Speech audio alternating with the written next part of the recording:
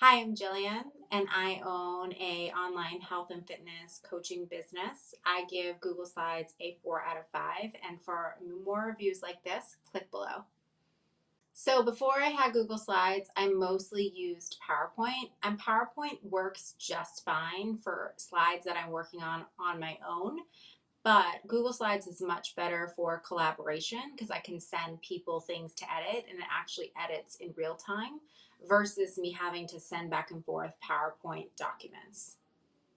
I chose Google Slides because I use the Google Suite for mostly everything. So I use Google Docs, I use Google Sheets, I use Google Drive, and I honestly just felt like it was much easier to integrate than kind of bringing in another application.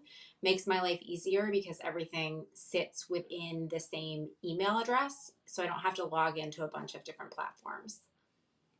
So I think that Google Slides is relatively easy to use if you know Google. So if you know how to use, Sheets and Drive and Docs and all the other applications within the Google suite that is located, um, in Google Drive, I think that it's much easier to use. But if you don't know how to use Google applications, I would say it's probably harder to use.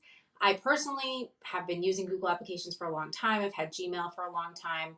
So I would say it was really easy for me to get started with it.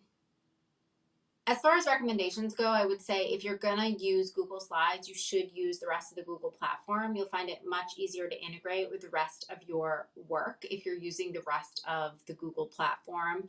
I don't recommend using like Word and Excel and Google Slides. I would recommend using Google Sheets and Google Docs and Google Slides all together so that everything can be stored on shared drives as needed and shared with the right people so they can edit and view whatever permissions that you give them.